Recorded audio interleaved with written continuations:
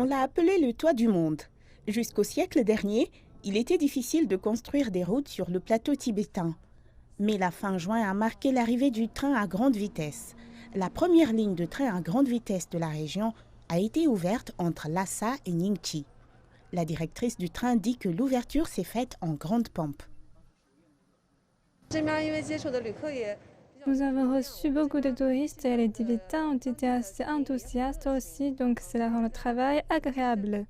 Montagne, altitude et près de 50 tunnels parmi les raisons pour lesquelles il a fallu 6 ans pour poser quelques 400 km de voie. De plus de 90% de cette voie se trouve à plus de 3000 mètres au-dessus du niveau de la mer. Nous avons demandé au conducteur pendant sa pause ce qui rend ces trains si spéciaux. La différence par rapport aux trains précédents, c'est que ceux-là peuvent fonctionner à l'électricité ou au diesel.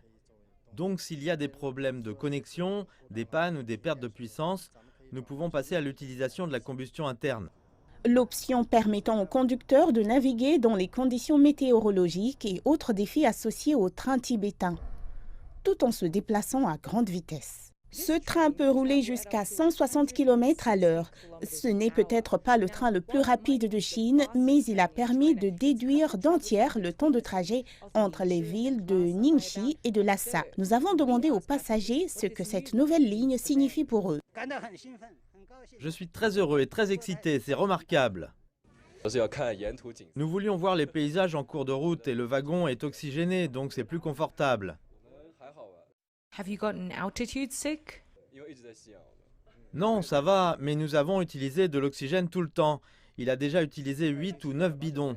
Quel jour sommes-nous aujourd'hui? Le 4e jour, je crois. Je suis un peu excité, un peu curieux. Je veux le voir par moi-même. Je suis resté à Ningchi pour la nuit juste pour prendre ce train.